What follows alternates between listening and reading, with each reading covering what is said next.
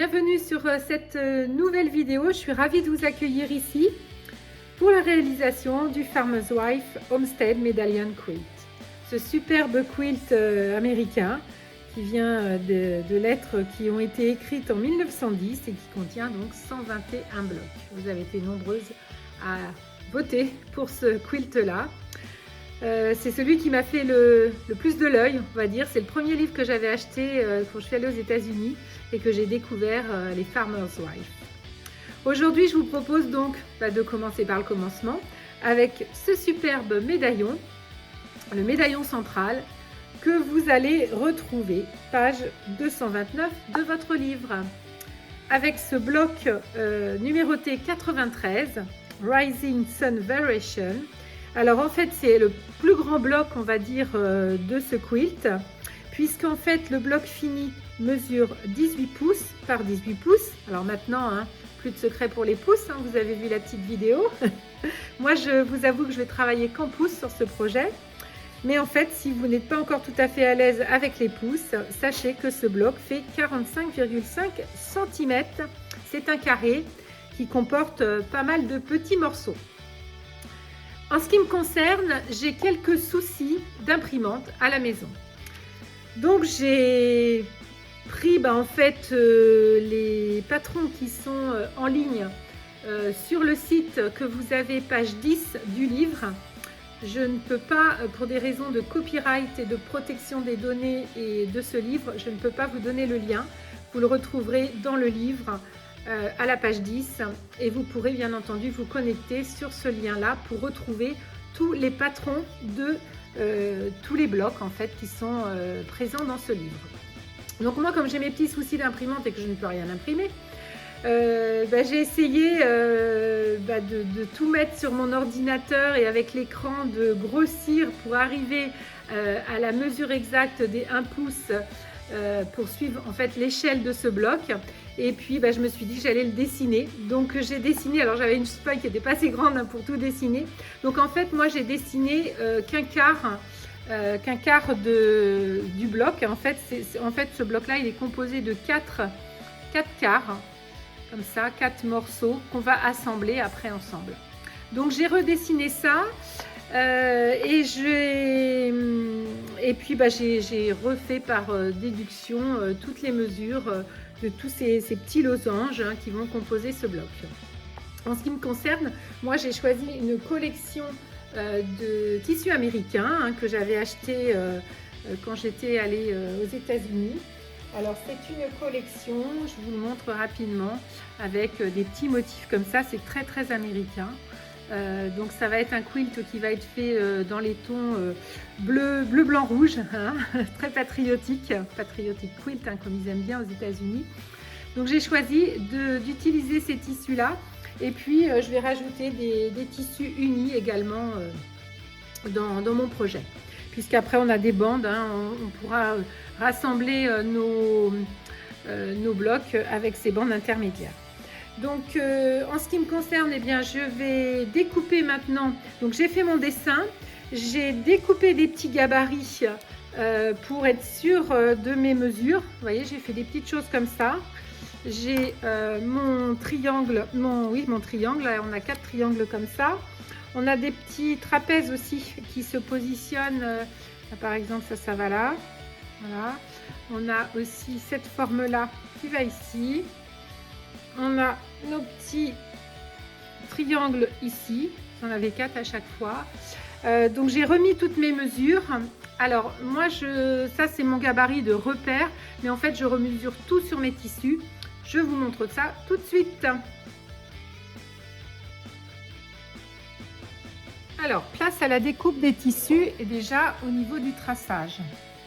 En fait, mon triangle, il fait 4 pouces et demi sur 4 pouces et demi ici. Donc, ça correspond bien avec ma petite règle. Donc, je vais directement tracer mon triangle. Alors, pourquoi je le trace dans ce sens-là? Parce que, en fait, je me suis rendu compte, ça va être le triangle qui va être positionné ici. Et en fait, ce triangle-là, c'est une question de droit fil. Donc en fait, comme mon droit fil, il est juste dans ce sens-là. Je vais positionner mon triangle comme sur le modèle. Et puis après, eh bien, je mets mes petites marges de couture d'1/4 de pouce. Premier trait complet jaune sur ma règle. Je l'avais tracé également ici, hein, mon quart de pouce.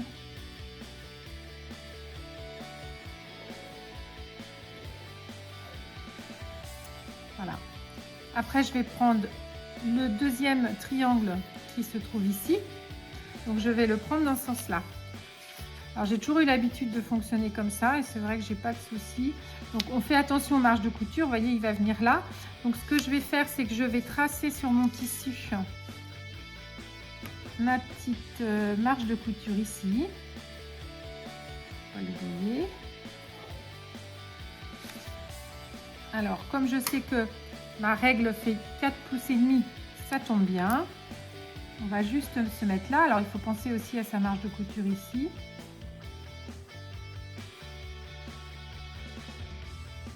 Comme ça. Et puis, on rajoute bien entendu notre marge ici. Alors, moi, c'est vrai que je suis autodidacte, on va dire. J'ai appris un peu toute seule en regardant des vidéos à droite à gauche. Donc, c'est mes petites façons de faire. Alors, je vais vous montrer maintenant toutes mes traçages pour mes petites découpes de mes losanges. Alors, ma méthode, comme je vous disais tout à l'heure, c'est qu'en fait, moi, je prends mon petit gabarit ou alors je remesure directement quand c'est, par exemple, un carré. Je ne fais pas de gabarit, hein, je prends directement mes mesures. Là, j'ai tracé tous mes petits losanges en fonction de mes couleurs. Pour vous expliquer, donc, je prends mon gabarit, je le pose comme ça. Alors, on va prendre peut-être le côté de ce côté-là, là, comme ça. Je le pose comme ça.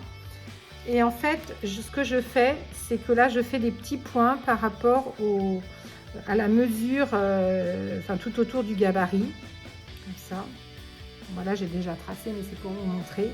Et après, avec ma règle, je retrace bien entre mes points et je vérifie que ma mesure, elle est bien conforme à ce que j'ai mesuré sur mon gabarit. Comme ça, je suis beaucoup plus précise.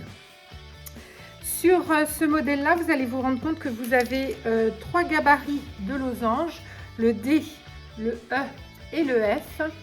Donc en fait, ça dépend comment vous allez les positionner. Vous voyez, sur par exemple les bandes du médaillon, on en a un qui est dans ce sens-là, l'autre dans l'autre. En fait, ce sont exactement les mêmes gabarits.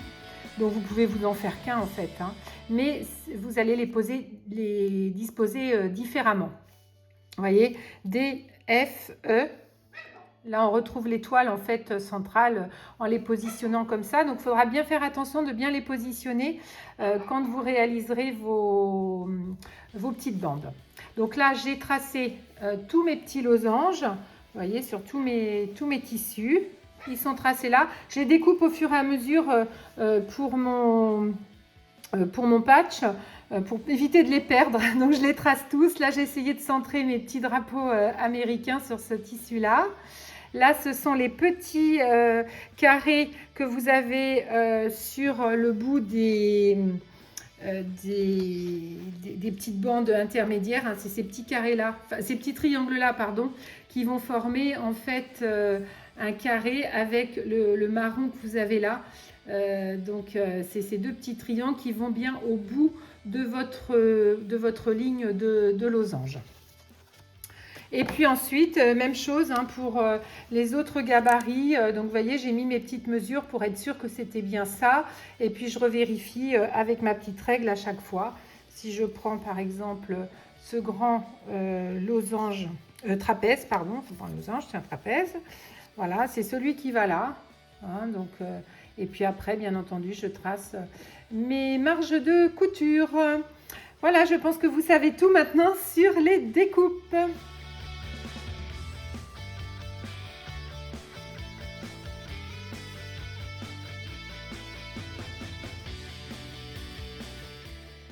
Alors, les petits losanges ont été assemblés. Je les ai assemblés sur chaque ligne. Et je vais maintenant raccorder les lignes au niveau des triangles. Attention, les petits triangles que vous avez là, il faut bien les mettre sur ces côtés-là pour avoir complètement une ligne droite.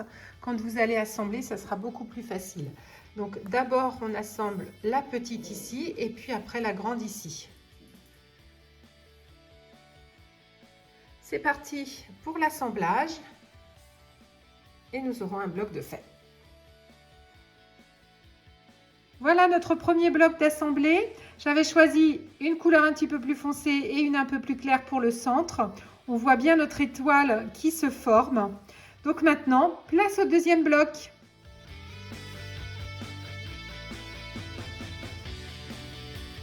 Le deuxième bloc est terminé. Nous allons pouvoir l'assembler au premier bloc qui est ici. Et là, ça y est, ça commence à prendre forme. On voit bien notre étoile centrale. Place à la couture. Je termine cette couture-là et je viens vous montrer le résultat. Alors, petite précision. En fait, il nous faut 4 blocs identiques. Regardez.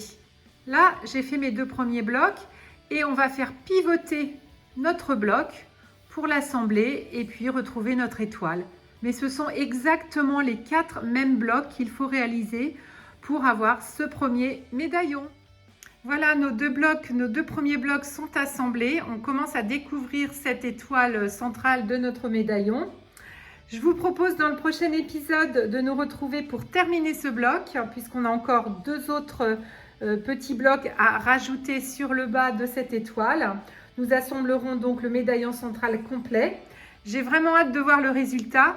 Je trouve déjà que mon choix de tissu est pas si mal que ça. J'avais des petits doutes, mais je suis vraiment satisfaite du résultat. Petite précision, simplement, quand vous ferez vos coutures, faites bien attention de bien faire vos pointes. C'est ce qui fait la beauté de l'ouvrage, de bien faire coïncider vos petites pointes à chaque fois. Parce que c'est vrai que c'est ce qui est le plus difficile, c'est l'assemblage de tous ces petits morceaux-là. Mais globalement, le résultat est vraiment superbe. Je vous dis à très vite pour la suite de nos chroniques. Et surtout, n'oubliez pas, chaque petit morceau de tissu écrit une nouvelle histoire. La suite au prochain épisode.